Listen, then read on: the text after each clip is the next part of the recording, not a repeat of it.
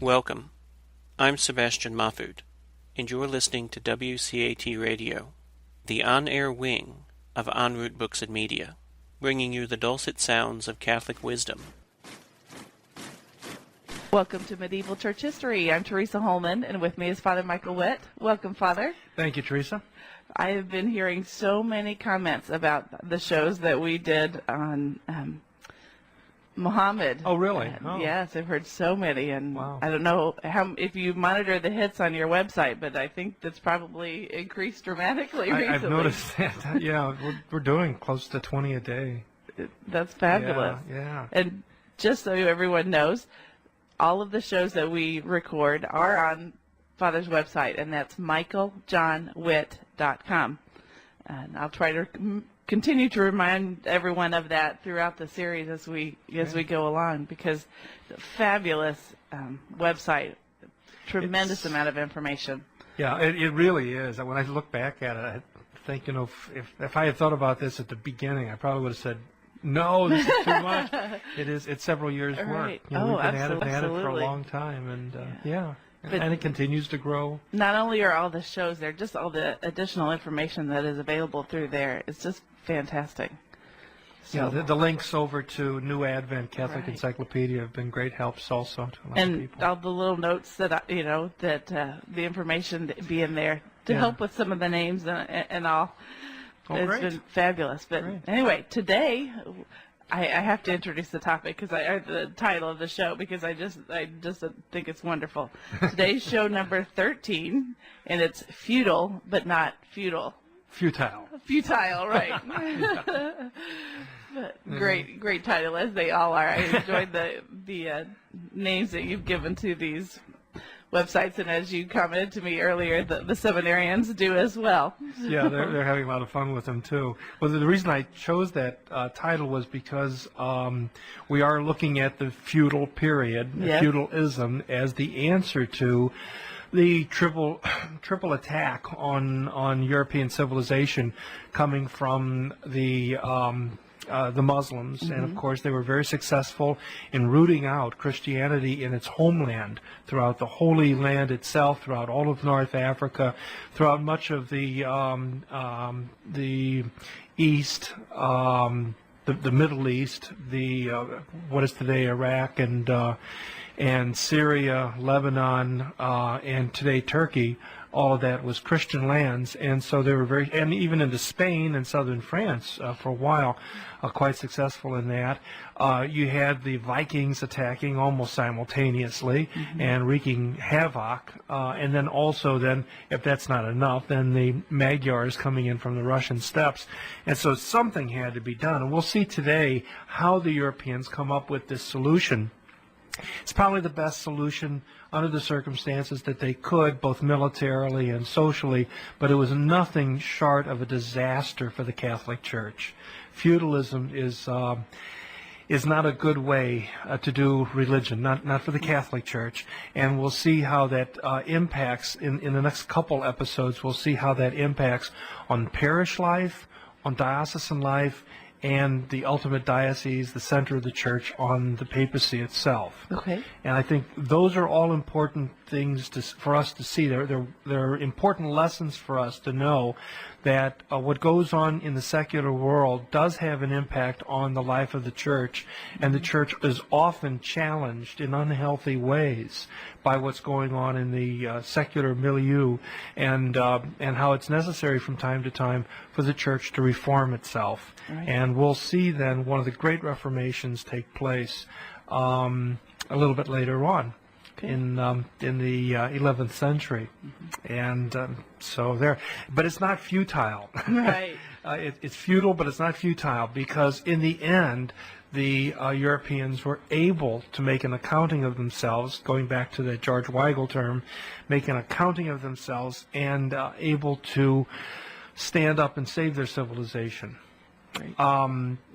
One of the most important authors of this period of looking at feudalism itself was a young Frenchman. His name was Marc Blanc. He met a very sad end during the Nazi occupation of France. He was considered by his contemporaries as being one of the really great medievalists. Even as he was a young man, but boy, just a wonderful career ahead of him. Had already published 2 books, and both of these are just really solid works today.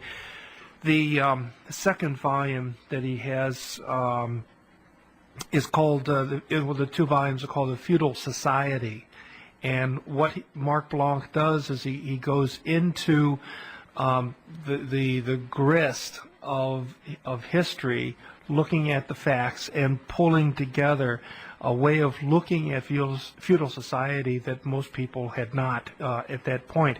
And in the second volume, what he does is he explores the chaos caused by the Muslims, the Magyars, and the Vikings, which we have already taken some time looking at.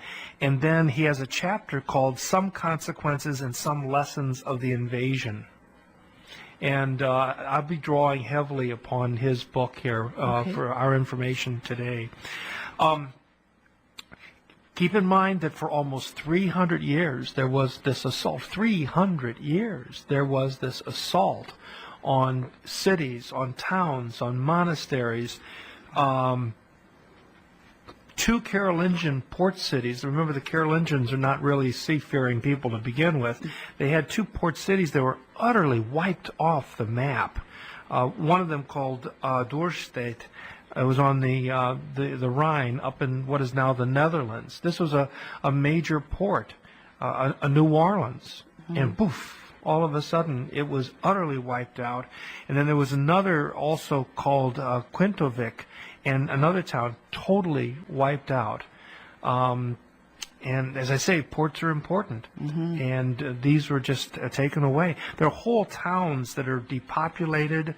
There are river routes that had been used for centuries, from the time of the Romans, from the time of the Celts, that are the Gauls, that are simply wiped out. Trading towns are disrupted. We know from the study of agriculture, of archaeological agriculture, or agricultural archaeology, I guess, as we could go back and see what fields were planted and what were not planted. We find that agriculture was displaced.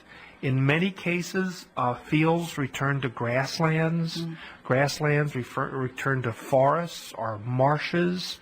And this was because the areas were depopulated, and there was just utter discouragement. Why try? You know, you try, and all of a sudden, either the Muslims, the Magyars, or the Vikings are to come in the next season and just take everything you built, or they're going to burn your house down. And so after a couple years, you just give up. You know,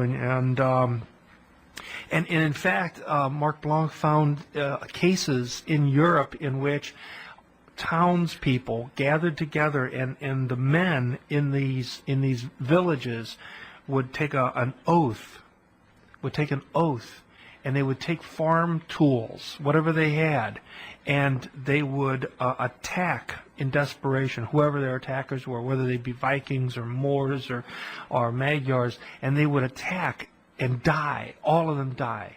It was like a brotherhood of blood. Wow. And rather than succumb and see their wives raped and their children taken off as slaves and their whole livelihood destroyed, they formed these brotherhoods of blood, and they would go out and just fight and die rather than see this happen.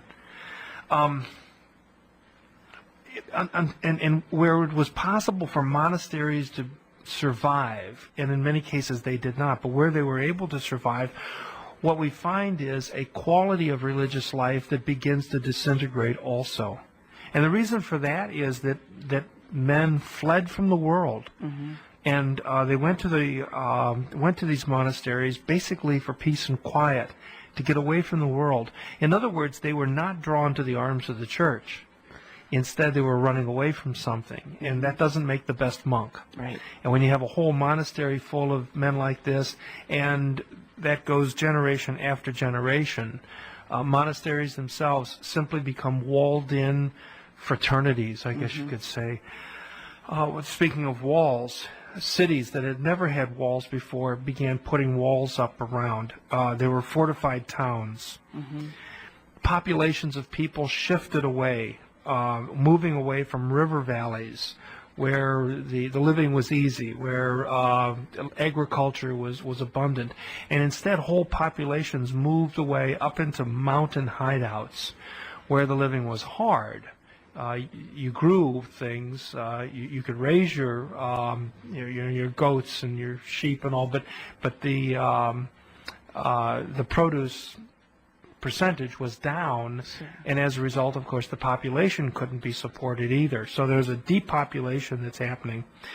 The most reasonable approach, what we would think would be the answer would be to call in the central government.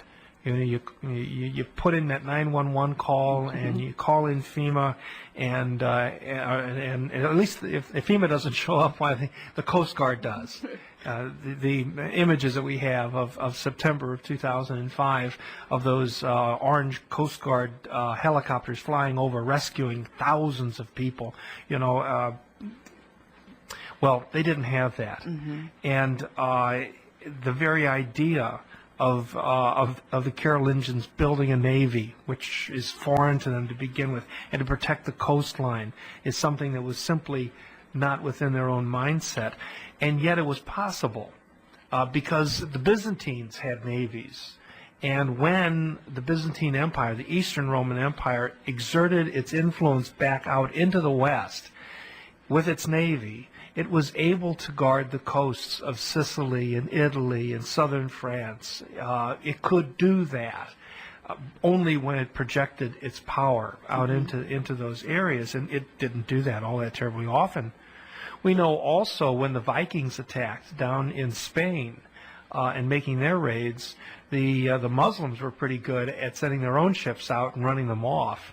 So those things are possible, but in Europe, in Central Europe, it simply becomes impossible because there is a disintegration of central authority.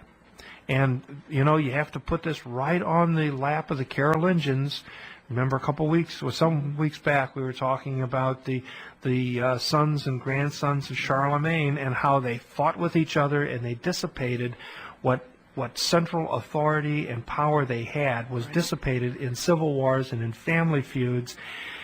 And with that disintegration, of course, not only is the civil government injured, but also the papacy, because Leo III's vision was of a bringing together of church and state in cooperation with this great Carolingian Renaissance, which, of course, only lasted about 15 years. Second thing that makes this absolutely impossible for the Carolingians to pull off is the fact that they have no sense of the sea. They were scared to death of the sea.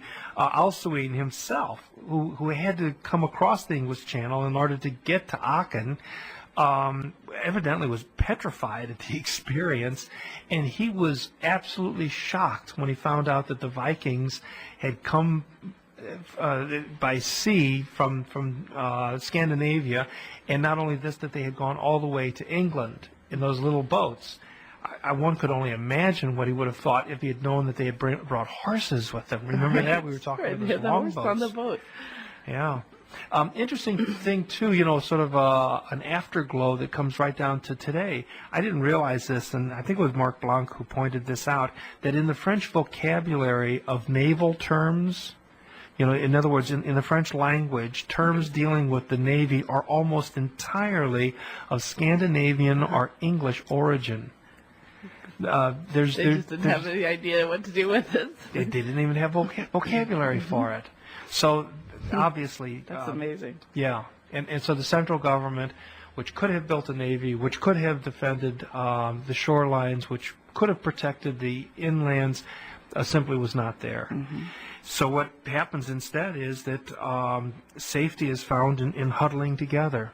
And we see this time after time, also in crises. I think in terms of some of those towns and villages and ports along the coastline, again, going back to the Hurricane Katrina experience, and how particularly, I think in some of those villages and towns in Mississippi, in southern Mississippi, where after absolute disaster takes place, the people huddle together in the local grade school, and they gathered what food they had together, and they conserved what energy, and they got all the batteries they could, and they took care of each other. And there are these wonderful stories that pop up about how other people were displaced and would be walking to get out of the hurricane zone and come into these villages, and people would be taking them in and giving them food and shelter and all. And until the government arrived, until the Mississippi government arrived, the emergency management from Mississippi or FEMA from the federal government eventually got there, or the Red Cross eventually got there, for days on end, these people were on their own. And so it was, but in this case, it's going to be for generations. Wow. If you can imagine such a thing. 300 years is almost incomprehensible. Yeah, it really is. However, they began to realize with time that on a local level, if they huddled together, they could defend themselves. They could not turn to the central government, but they could defend themselves. For one thing, the weapons that Carolingian people had at the time were actually as good as or superior to the stuff that the Vikings were bringing in, and in fact the Muslims. What made the Vikings and the Muslims and the Magyars so superior was their training.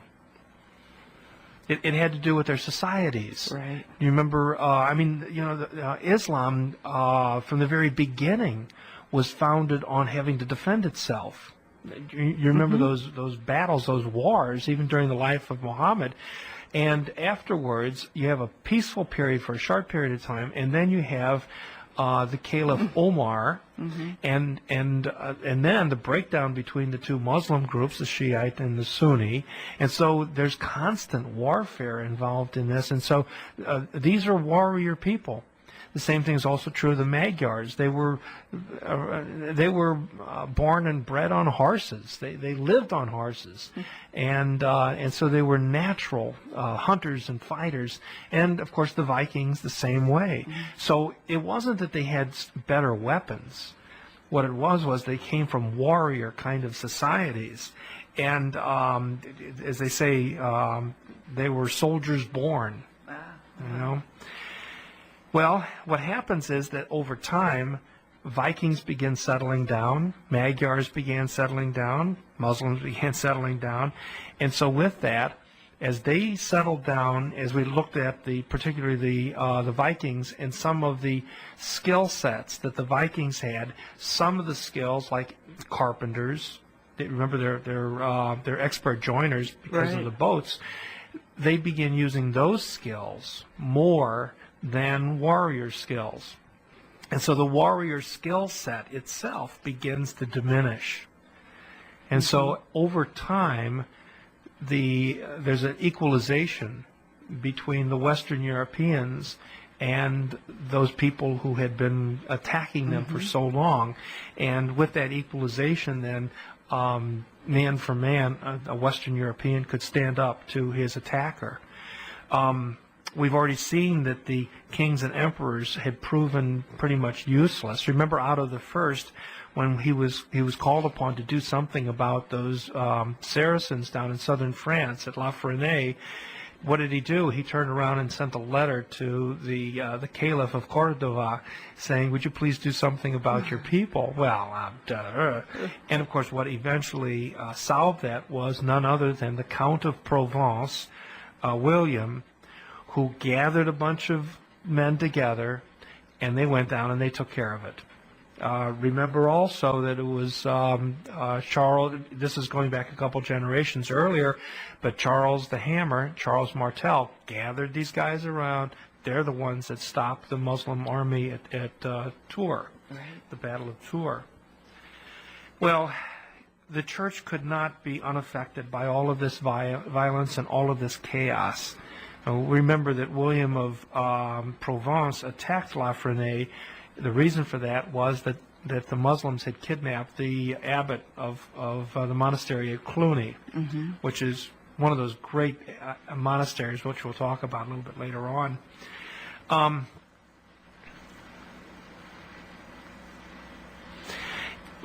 What happens is that, not only do you have in France, in Spain, but also in Italy itself, this chaos taking place because of all of these attacks and all of these raids, including Rome itself, southern Italy and Rome itself under a constant attack. And so what happens is that the popes, who are bishops, they're the Bishop of Rome, find themselves doing the same thing that every other bishop is going to have to do, and that is to turn to the local warlords, the power base, in order to bring about some kind of social stability. And so we have the same thing happening where the Bishop of Rome, the popes, then begin relying on the petty nobles and their families, but they want something in return. Right. And in particular, we see in other places where these families want control of the churches in order to get the tithes, but there's an added dimension to the papacy also. There's a prestige in the papacy. So if you have a member of your family that's a pope, there's that added prestige. And often there are families that are absolutely unworthy of, they're wonderful. They're great families that have given service to the papacy over the centuries and have produced wonderful popes. There have been some others that have not. And at this particular moment in time, there's a family originally of Greek origin called the Theophylactics. And they particularly tried to control, and often succeeded in controlling, papal elections, and in some cases putting unworthy puppets onto the throne of Peter. In some cases, some of them being relatives. One of the worst popes in all of history is Pope John XII. We'll take a look at some of those. Remember that there is no conclave system as of yet. Okay. So the way that the Bishop of Rome is elected shifts. It changes from time to time, and at this particular moment, you often have. Sometimes you'll have elections that will involve only the local bishops of the Diocese of Rome and the priests and the deacons. Sometimes laity are involved, and sometimes it's dominated by laity. So on the local level throughout all of Christianity, you have about the same thing. You have monasteries that have been ravaged and are now filled with people that are hiding from responsibilities, hiding from the world, not particularly religiously motivated, more interested in safety, and quite honestly also a generous supply of wine or beer, depending upon the region, and a decent supply of food.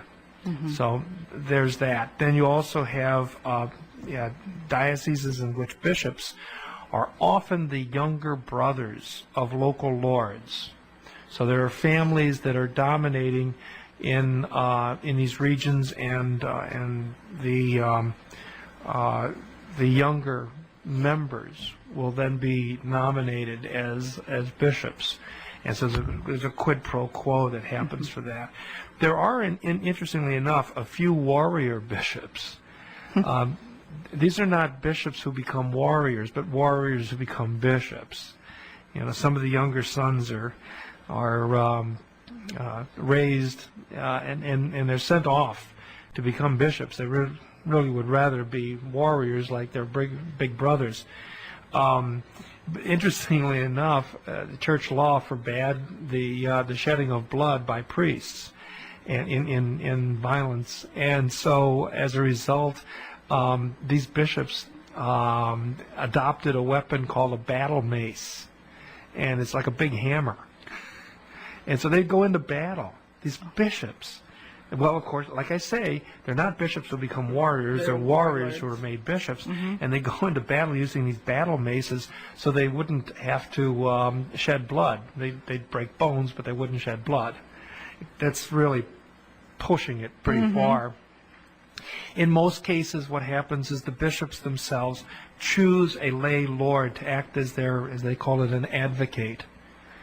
But this is a violent society, you know. Right. And again, these lords are willing to do this, but they want something in exchange. On a local level, we're going to see this a little bit later on again also, on the local level, on the parochial level, things are not any better. In fact, things are just as bad. Again, you go back to Frankish law, and remember that Germans, especially the Franks, if you build it, it's yours. So if they built a church, it's their church, not the bishop's church. Also, along that same line, if you bring in a priest, he's your priest. And this is again is becomes time honored after a couple generations. This is not the way the church was set up. Right. This is not the kind of presbyterate and diaconate and episcopacy that we saw from the very beginning. This is a morphing, and as a result, there'll be a need for reform down the line. But this is a change, an unhealthy change that's brought about as a result of the violence and chaos and feudalism that happens. That local lord who built that church and who brought in that priest, that local lord is also going to expect that the tithes are his. So the stuff that's given to the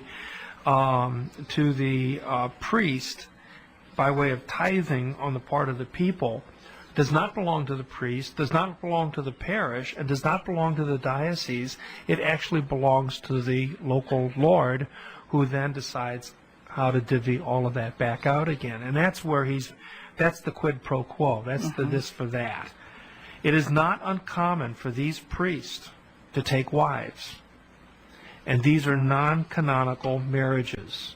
These are illegitimate. These are invalid marriages, but they take place nonetheless, and there's no one to enforce this. The bishops are not able to enforce it. The lords themselves could care less. All they want is somebody there to say Mass on Sunday for the people, so that the people are happy, and to baptize the babies and to bury the dead. That's all they're really concerned about. And so many of these priests who are not educated, these are men. Think about this. You have a young man in a village, and he's been tapped by some local lord and said, "Okay, you're going to be a priest." And then he sends him off to the local diocese, to perhaps the nephew of his own liege lord, and this nephew, then the bishop, then ordains this young man, sends him back to the village, and then he lives in a little house near to the church, and he says Mass once a week for the people, and he takes care of the other sacramental needs of the people, but he has no vocation. And grace is built on nature. Come on, we're not really cooperating with God here when we set up a system like this. Right.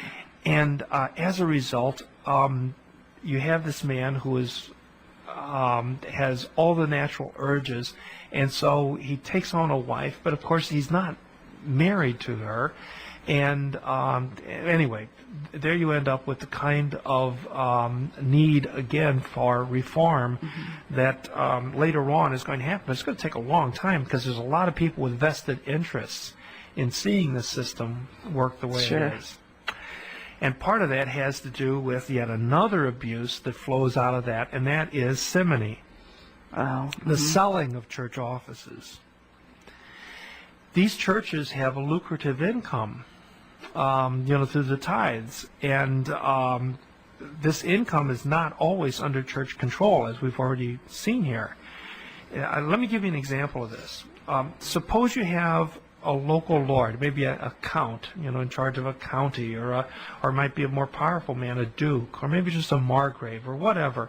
And he then turns around and he orders his bishop, the bishop of his diocese, to sell a church office. For instance, let's say that the chancellor of the diocese comes up. Maybe the chancellor is made a bishop someplace else, or maybe he dies. And then, so the office of chancellor now becomes open. Okay. Now, there's the count. Let's say it's in a county. A count could then turn around to the bishop, who might be his nephew, and say to him, I want you to appoint so-and-so to this position. And he would probably do that. Or he might go ahead and he'd see this as an opportunity to make some money. And he'd say to the bishop, I want you to put up the office of chancellor for sale.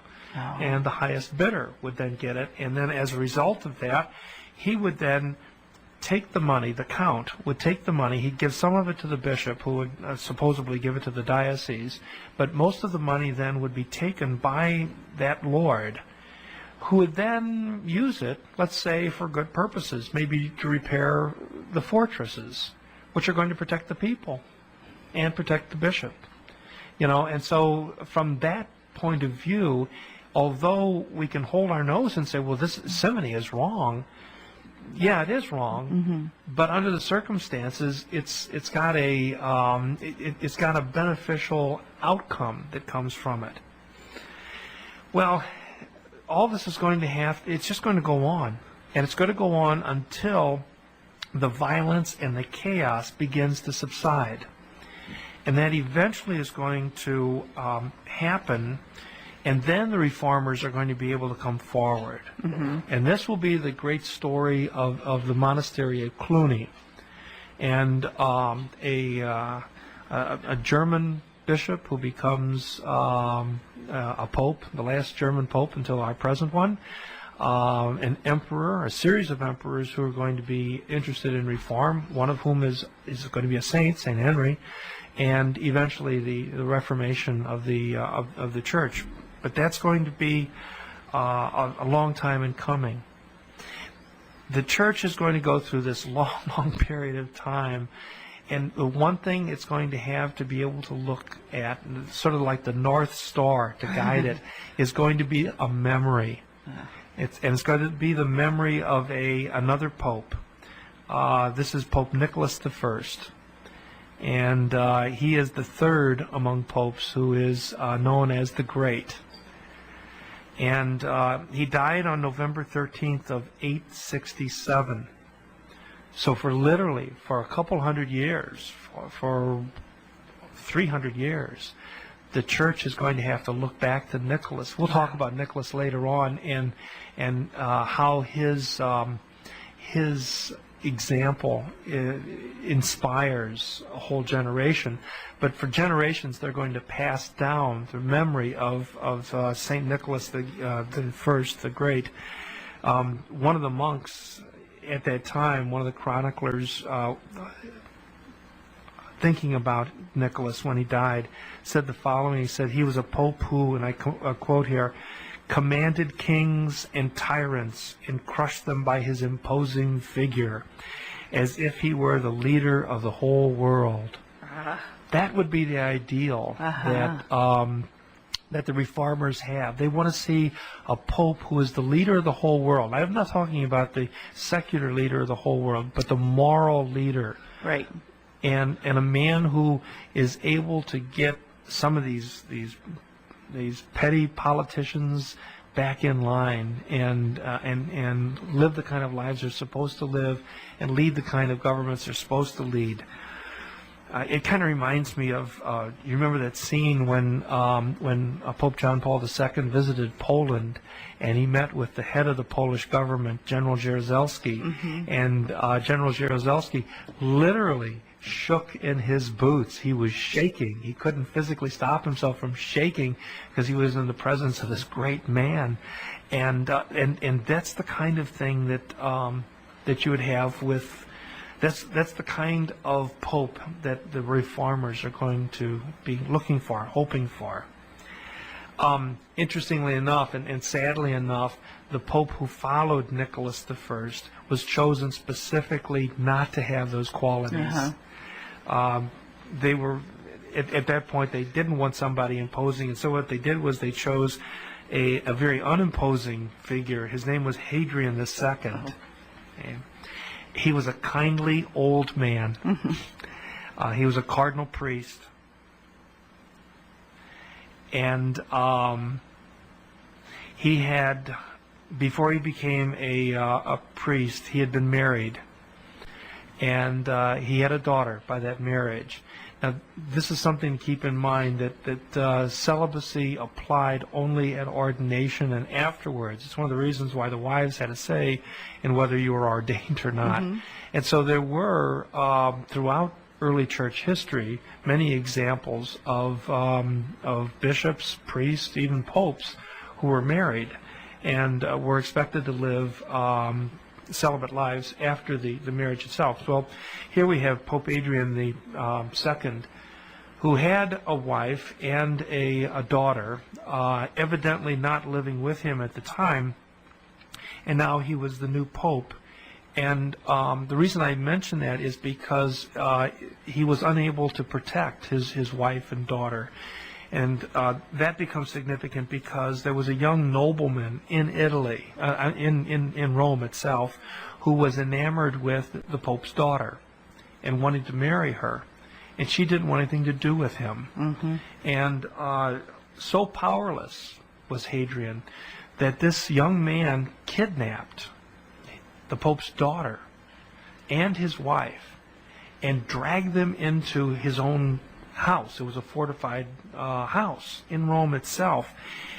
And so people turned out in order to try to save this woman and her daughter, and things turned very ugly. And when the house was attacked, this young man in desperation went and murdered the two women. And thereupon the crowd had broken into his house and beheaded him. And so Hadrian begins his papacy with this terrible personal tragedy. Added to that, a little later on, there was a dispute among the Carolingians. Again, there they are again. And Pope Hadrian went ahead and tried to make a judgment between two Carolingians as to who was the legitimate ruler. And he got a letter from the Archbishop of Rheims and telling him basically to not interfere in matters that aren't his. Now, could you imagine the Pope getting a letter from a bishop? Oh my gosh. Like that? And Hadrian just took it. 2 years later, the Patriarch of Constantinople took all of the Latin missionaries in Bulgaria and kicked them all out and replaced them with Greek ones. Wow. And Hadrian sent a letter off and said, you can't do that. That's you can't do that. And the Patriarch simply ignored him. I just did. I just did, yeah. And so he dies in 872, and obviously, you don't have a figure with gravitas. There was no Nicholas I there.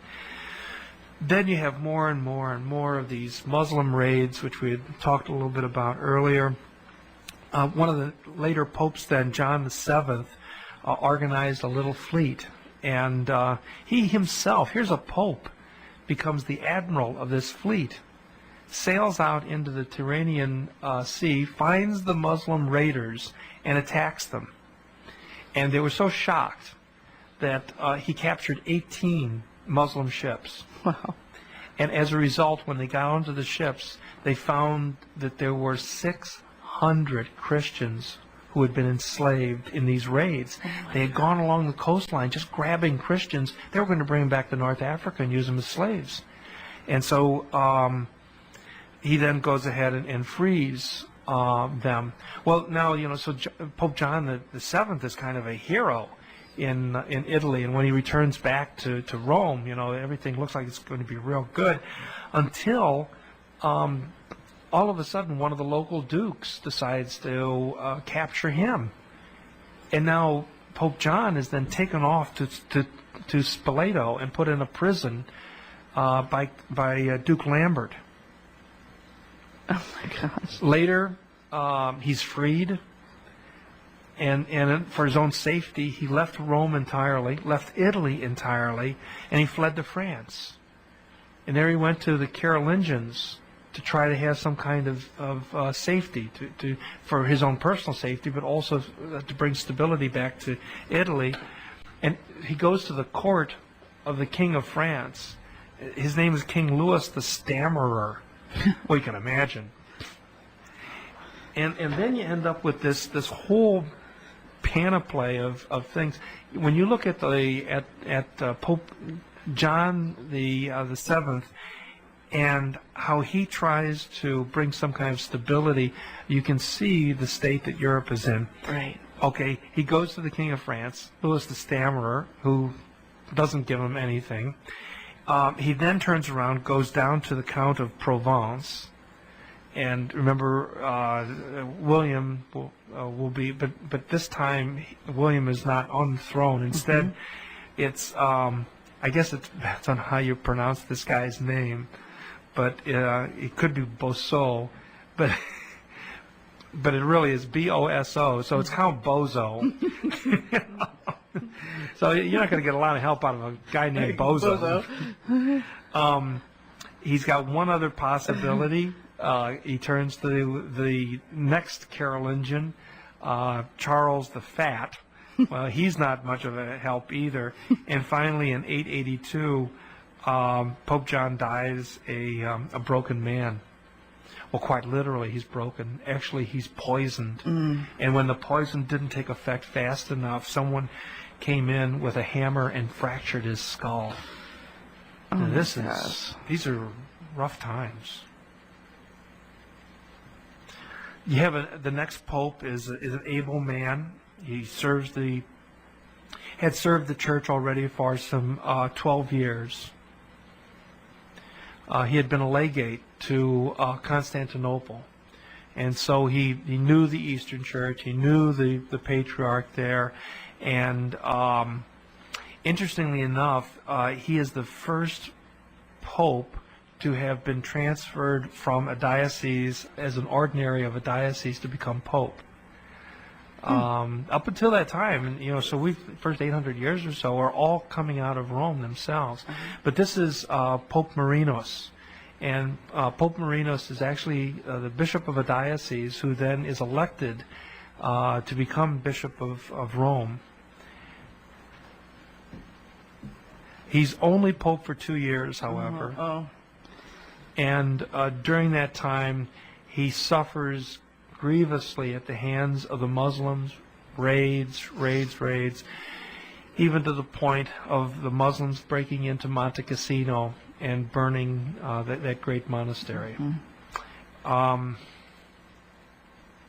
to take one more look at one more pope as we do this, in order to get a sense again of the chaos of Europe and how this is affecting, as we see already, the parish priest, the bishop, and even the Bishop of Rome. And the pope I'd like to take a look at is Pope Stephen V. Now, he was elected just a few days after Pope Marinos died. Okay. And interestingly enough, the King of France, who was of no help to anybody, this is King Charles the Fat, objects to this because he had not been consulted first. Well, duh. The popes, the cardinals rather, had gathered together very quickly in order to elect independently a pope, so that they would not be dictated to by the Carolingians, who they were not having a lot of respect for at this point either. Rightly so. And one of the cardinals very quickly then consecrated this next pope, Pope Stephen V. The cardinal who does this is Cardinal Formosus, and later on he himself will be a pope. And a very interesting set of incidences happen with him. But Stephen is consecrated. He goes to the Lateran in order to give gifts to the cardinals and to the monasteries, which is a tradition upon the election of a pope. Today, upon the election of a pope at the end of a conclave, typically he gives a luncheon for the cardinals who have been in the conclave. Same thing happened with Pope Benedict just this time last year. I remember the stories that came out later on about Cardinal Wojtyła when he was elected and became John Paul II, that at the luncheon he went around and he served the champagne to the other cardinals. Remember that story? It's a great story of doing that. But there's always been a tradition that there's a banquet or something that's attached to this. And but back in those days, instead of having a banquet, what they did was the Pope would go to the Lateran, take then gifts and give these to the cardinals, and then also send gifts off to monasteries. When he got there, he found out that thieves had broken into the Lateran, and there was nothing there. And so Pope Stephen then had to go in his own whatever money he had, and get gifts and give out of his own pocket. Oh my gosh! You know, again, it shows you how chaotic. And everything's in. You know, there was no law and order in any of this. Again, Pope Stephen had problems with Saracen raids. The Muslims were making raids into Italy again. He could not get any help from anybody except for the Duke of Spoleto, who is the successor of Duke Lambert, who had kidnapped a pope earlier. And so he turns to him. You know, in 888, this scene, I'm going to read you a little scene that comes from an author. His name is Claudio Rendina. Now, Claudio Rendina has written a book called The Popes, and it's sort of a scandal sheet. You have to take everything that Rendina says with a grain of salt. But he certainly describes things in a interesting way sometimes. And so this one paragraph really stood out, mainly because of the names involved, giving us a sense of the chaos at the very center of Europe, and therefore at the center of the church. Okay. These popes could not rely on these guys. Okay, so this is what he says. This is in 888. Odo, the Count of Paris, became the King of France. Bozo took over Provence. Rudolf, Burgundy. While in Germany, Arnulf had no opponents. In Italy, there was a struggle between Berengarius, the Marquis of Friuli, nephew of Louis the Pious on his mother's side, and Guido, the Duke of Spoleto, and Camerino, supported by numerous vassals in southern Italy. Oh my gosh. What a mess. Yes. And so when you talk about chaos, it's right at the beginning. So if you're a peasant living anywhere in Europe and you've got all this stuff going on against you, you would turn around to Guido and Bozo and these guys? I don't think so. So how do you order a society like this? In other words, how do you save civilization? And where do you start? Where do you start? Yeah. And the answer is feudalism. And that's what Mark Blanc in his book comes to that conclusion. After he looks at all of these invasions, he says, you know, the title of the chapter was Some Consequences and Some Lessons of the Invasion. And ultimately, the consequences, as we see, are chaos and decentralization. And the lesson is going to be a system called feudalism. It comes from a medieval Latin word, feudum.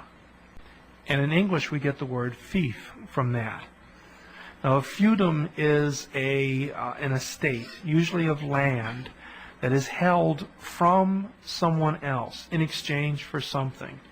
So in other words, you receive a feudum from someone else who owns that land, and he gives you that land in exchange for something that you're going to do for him. Okay. Okay? And so the land itself is called a fief, or feudum. Let's use the modern English term, fief. The land is called a fief. The giver of the land becomes the dominus, the Lord. And the receiver becomes known as the vassal. Now, he receives that land not as a tenant, but rather as a governor of that fief. Okay. So he has, once that land is given to him, that land becomes his until he has to give it back. So he determines who's going to live on that land, what they're going to grow, all those sorts of things. He is the Lord of that land. Okay. And in some cases, in many cases, he then will turn around and subdivide his land and give portions of it to someone else. So a vassal can also be a lord. Okay. That's that relationship. It's quite fluid, and it's quite inventive. We tend to think of the Middle Ages as being very staid and by rigid and the rule book and all that kind of stuff. In actuality, they were inventing this stuff as they're going along.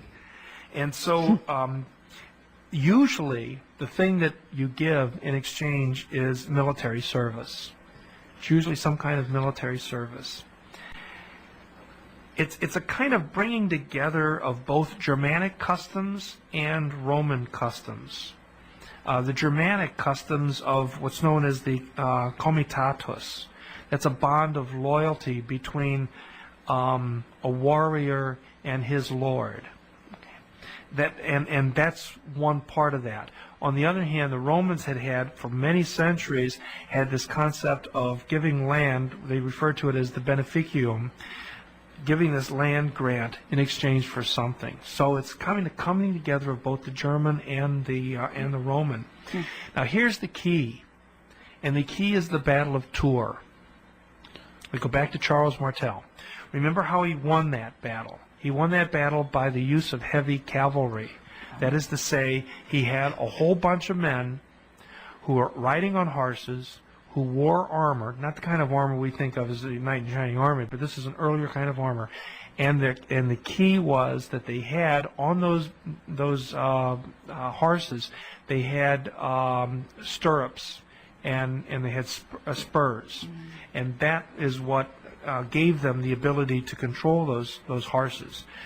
But to have horses and to have that armor and to have the leisure time to train is expensive. Right. Not everyone could afford that. In fact, most people couldn't, and even kings could not afford to hire armies like that. So feudalism makes it possible for hundreds of men to come together and to project a military force in a way that they could not have done otherwise. So these armored knights, these mounted armored knights using stirrups, and also I should mention horseshoes. It's another new invention that comes about. By having those, you then have the ability of Europe to be able to make an accounting of itself. And it's done through feudalism. It's going to be expensive, and everyone's going to pay for it, including the church. All right. Okay? Pretty rough time here, Father. Ooh, yeah. Not too pretty. I guess it's been 300 years of not too pretty, though, hasn't it? Yes, that's right. And it's going to be feudal, but not futile. Right. And when we come back next time around, we're going to take a look at how these vassals and lords work out a system so as to be able to cooperate, have a cooperative governance in order to bring about a stable society, which, as you say, took 300 years to pull off. All right. Well, can we close with a prayer and your blessing? Okay. Glory be to the Father, to the Son, and to the Holy Spirit. As it was in the beginning, is now, and ever shall be, world without end. Amen. May Almighty God bless you in the name of the Father, and of the Son, and of the Holy Spirit. Amen. We hope you enjoyed the program and will join us back for another show on WCAT Radio. This is Sebastian Mahfood. Good day.